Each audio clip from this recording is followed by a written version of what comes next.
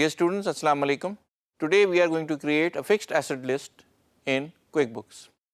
जैसे कि मैंने आपको पहले बताया हुआ है, फिक्स्ड एसेट वो एसेट है हमारे जिससे हम अपना बिजनेस चलाते हैं और जिनकी मियाद 1 साल से ज़्यादा होती है।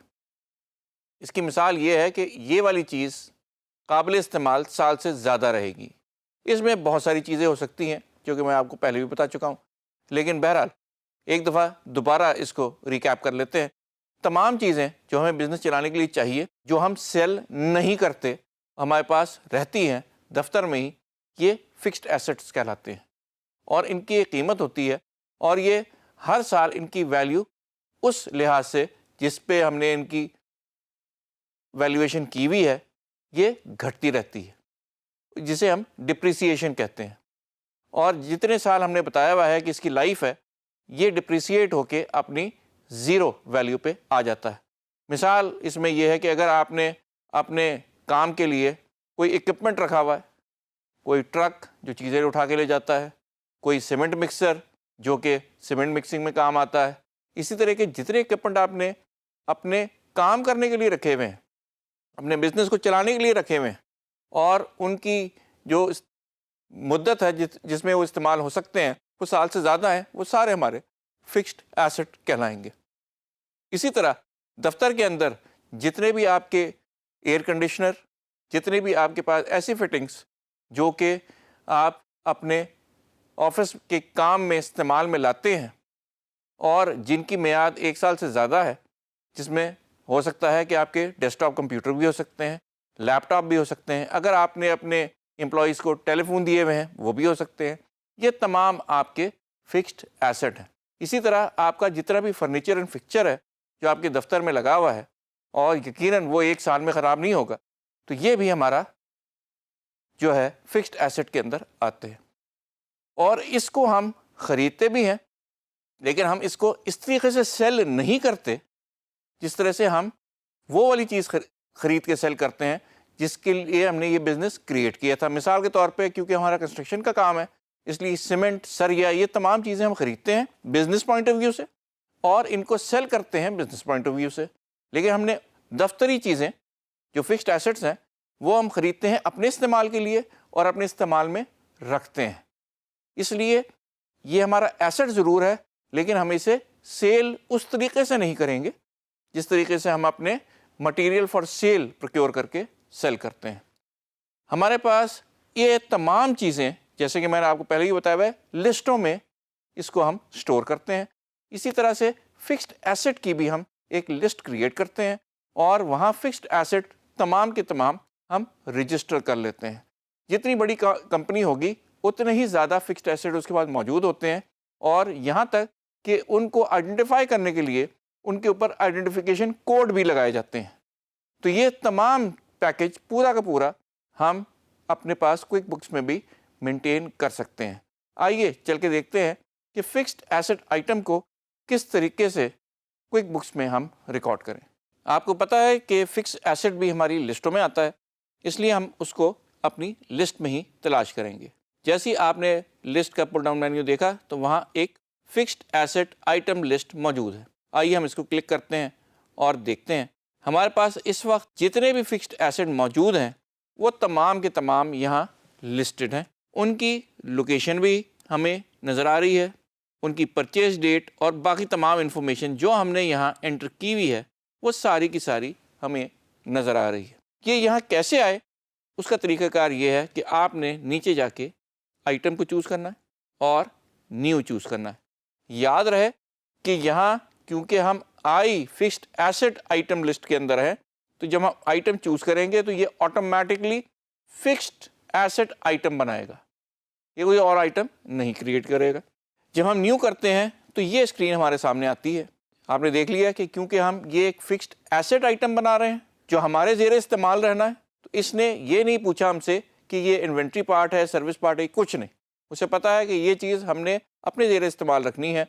हो सकता है कि आपकी कंपनी की गाड़ियाँ हो सकता है कि आपके पास जितने भी फर्नीचर एंड फिक्चर लगे हैं वो हो सकता है इसके अलावा जितने कंप्यूटर पीसीज वगैरह हैं, ये तमाम चीज़ें जो भी आपने ख़रीदी हैं अपने दफ्तरी इस्तेमाल के लिए, अपने एम्प्लॉइज़ के लिए, अपने कारोबार को चलाने के लिए, وہ تمام ہم یہاں لسٹ کرتے چلے جاتے ہیں. اور میں نے آپ کو جیسے کہ پہلے بتایا ہوا ہے کہ ہم لوگ جو بھی بڑی کمپنیاں ہوتی ہیں جہاں بہت زیادہ ایسٹ استعمال ہوتا ہے وہ ایک نمبرنگ اسکیم بھی اس کے ساتھ اسائن کر دیتے ہیں. کیونکہ یہ ہماری ایک چھوٹی کمپنی ہے تو ہم یہاں نمبرنگ اسکیم اسائن نہیں کر رہے اور ہم اس ایسٹ کا نام سے اس کو ٹریک کر رہے ہیں.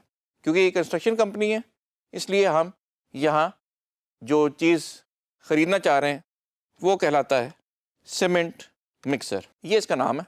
ایسٹ کا اکاؤنٹ ہم نے دیکھنا ہے کہ اس کو ہم نے اپنے ان ایسٹس میں سے کہاں جو ہے سیٹ کرنا ہے. یہ اگر آپ دیکھ سکتے ہیں فکس ایسٹ میں تو یہ کنسٹرکشن اکوپمنٹ ہے. یہ کنسٹرکشن اکوپمنٹ میں نے پہلے ہی چارٹ آف اکاؤنٹ پہ ایک نیا ہیڈ بنایا ہوا ہے. ہم نے یہ ایسٹ اس کے اندر اس کی پوری کاسٹ کی پرائس وہاں بک کرنی ہے. تو ہم نے اگر یہ وہیکلز ہوتا گاڑیاں ہوتی تو ہم یہاں لیتے, فرنیچر فکسچر ہوتے یہاں ہوتے, بلڈنگ کا ہوتا, لینڈ ہوتا تو ہم اس حساب سے اس کو کرتے. لیکن یہ جیسے کہ آپ جانتے ہیں this is a construction equipment so that is the code that we are going to use. تو اب جیسے ہی ہم اس کو سیو کریں گے ہمارا کنسٹرکشن اکوپمنٹ ہیڈ جو ہے وہ انکریز کر جائے گا کیونکہ ہمارے پاس ایک نیا ایسٹ آ گیا. اب دوسرا پارٹ ہے ہمارا پرچیز انفارمیشن. پرچیز انفارمیشن میں آپ دیکھ سکتے ہیں کہ وہ پوچھ رہا ہے کہ آئٹم آپ نے نیا لیا ہے یا استعمال شدہ یوزڈ لیا ہے. ہم نے یہ چیز نئی لی ہے تو ہم یہاں لکھیں گے یہ آئٹم نیا لیا ہے. اور اگر اس کے بارے میں ہم کوئی ڈسکرپشن دینا چاہیں تو ہم اس کی ڈسکرپشن بھی دے سکتے ہیں. مثال کے طور پہ یہ اگر کسی خاص نوعیت کا ہے, کوئی خاص ٹائپ کا ہے, تاکہ ہم اگر کوئی دوسرا سیمنٹ مکسر خریدیں تو ہم اس میں اور اس میں فرق کر سکیں. تو ہم یہاں لکھ دیتے ہیں کہ ہم کلر وائز اس کو ڈفرینشیٹ کر رہے ہیں. جس دن ہم نے یہ خریدا ہے وہ ڈیٹ ڈالنی ضروری ہے. ریزن بینگ کہ اس ڈیٹ سے ہی ہماری اس کی ڈپریسیشن کی کیلکولیشن شروع ہوگی. ڈپریسیشن کیا ہے, کیلکولیشن کیسے ہوگی وہ ہم بعد میں دیکھیں گے. لیکن جب بھی آپ کوئی چیز ایکوائر کریں, خریدیں, اس کی رجسٹریشن کریں تو اس کی ایگزیکٹ ڈیٹ ڈالیں جس دن آپ نے وہ چیز ایکسیپٹ کی ہے. کاسٹ یعنی ہم نے اسے کتنے کا خریدا, یہ ہم نے 2.5 لاکھ کا خریدا. کس سے خریدا, ہم یہاں اس وینڈر کا نام لکھ سکتے ہیں. ریزن بینگ کہ اگر ہم نے کبھی بھی کوئی وارنٹی کلیم کرنی ہے, کوئی چیز جا کے اس کے پاس چیک کروانی ہے, کچھ کرنا ہے تو ہمیں یہ پتہ ہو کہ ہم نے یہ کس آدمی سے لیا ہے. اس وقت ہم کہتے ہیں کہ یہ کنسٹرکشن اکوپمنٹ بنانے والی کمپنی ہے جس کا نام ہے کنسٹرکشن اکوپ, اس سے ہم نے یہ چیز خریدی ہے. اگر آپ کوئی اس کی ڈسکرپشن دینا چاہیں تو وہ بھی دے دیں. یہ ہم نے ایک ٹیم بنائی ہے اپنی کنسٹرکشن کی, اس کو ہم نے یہ پورا سیمنٹ مکسر دے دیا ہے. لوکیشن یہ جو ہے ہمارا ویئر ہاؤس 1 میں لکھا ہوا ہے. جس پی او نمبر کے اگینسٹ ہم نے یہ پروکیورمنٹ کی ہے وہ بھی آپ یہاں لکھ لیں تو اچھا ہے تاکہ ہمارے پاس ریفرنس رہے اس چیز کا. سیریل نمبر عام طور پہ جو بھی ہم اکوپمنٹ خریدتے ہیں اس کے ساتھ کوئی نہ کوئی سیریل نمبر آتا ہے, اس کے اوپر لکھا ہوتا ہے.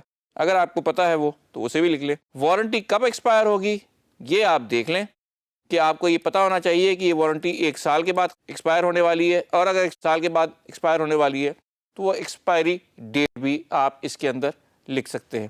اس کے بعد اگر کوئی نوٹس اس کے اضافی بھی آپ ڈالنا چاہیں وہ بھی آپ کے پاس پروویژن ہے کہ وہ بھی آپ یہاں نوٹ کر لیں.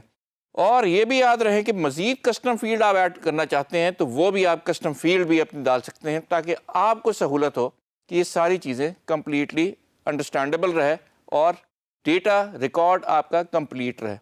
فائنل چیز سیلز ڈسکرپشن. یہاں یہ کیوں آئی, سیلز ڈسکرپشن ابھی ہم انٹر نہیں کریں گے. ریزن بینگ کہ ابھی تو ہم نے یہ چیز خریدی ہے. سیلز ڈسکرپشن صرف اور صرف اس وقت آتی ہے جب آپ اپنا کوئی ایسٹ اس کی معین مدت ختم ہونے کے بعد بیچ دیتے ہیں, یا خراب ہونے کے بعد, یا کسی بھی ریزن سے یوزڈ اکوپمنٹ جو آپ نے استعمال کر چکے ہیں اب آپ کو اس کی ضرورت نہیں ہے تو آپ اسے جب بیچتے ہیں تو اس وقت یہ انفارمیشن ڈالی جاتی ہے. نئے اکوپمنٹ کی یہ انفارمیشن نہیں ڈالی جاتی. اور جب ہم اسے بیچنے لگیں گے, جب ہمارا استعمال اس کا ختم ہو جائے گا اور یہ اپنی افادیت یا اکنامک پیریڈ پوری کر لے گا تو ہم اسے سیل کریں گے، اس وقت ہم یہ انفارمیشن ڈالیں گے۔ اس وقت کے لیے یہ انفارمیشن کافی ہے۔ جیسے ہی ہم نے کیا تو آپ یہ دیکھ سکتے ہیں کہ ہماری لسٹ میں سیمنٹ مکسر آ گیا ہے، اس کی پرچیز کی تاریخ، اکاؤنٹ جہاں یہ اس کو ہم سیو کریں گے، اس کی اماؤنٹ اور دیگر تمام چیزیں آٹومیٹکلی آ گئی ہیں۔ باقی چیزیں کیوں نہیں آ رہی؟ اس لیے نہیں آ رہی کہ ابھی ہم نے یہ اکوپمنٹ نیا لیا ہے، اور جیسے جیسے یہ پرانا ہوگا، ڈپریسیشن لگے گی تو باقی کاسٹیں بھی آنا شروع ہو جائیں گی۔ آپ نے دیکھا کہ کس طریقے سے ہم اپنے فکسڈ ایسٹ کو اپنے پاس اکاؤنٹس میں اکاؤنٹ فار کرتے ہیں within QuickBooks. Fix asset ایک بہت ضروری جز ہے پوری اکاؤنٹنگ سائیکل کا، کیونکہ ہمارا بزنس کا دار و مدار بھی اس پہ ہوتا ہے۔ بھلے آپ کوئی مٹیریل نہ بیچ رہے ہوں، بھلے آپ کنسٹرکشن بھی نہ کر رہے ہوں، بھلے آپ صرف بیٹھ کے کنسلٹنسی دے رہے ہوں، تب بھی جس کمرے میں آپ بیٹھے ہیں اس میں جتنے بھی ڈیسک، صوفہ، کبرڈز، اے سی اور اس طرح کی جتنی چیزیں لگی ہوئی ہیں، کمپیوٹر وغیرہ، وہ تمام آپ کے فکسڈ ایسٹ ہیں اور آپ نے اس بزنس کو چلانے کے لیے خریدے ہیں۔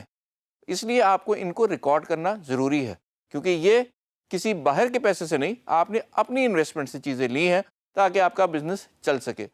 اور یہ ہماری جتنی بھی بیلنس شیٹ وغیرہ کی رپورٹس وغیرہ بنیں گی، اس کا ایک ضروری جز ہوتا ہے، اور ہمیں پتہ ہونا چاہیے کہ ہم نے اپنے بزنس میں کتنا پیسہ لگایا اور اس سے ہم کتنا پیسہ حاصل کر رہے ہیں۔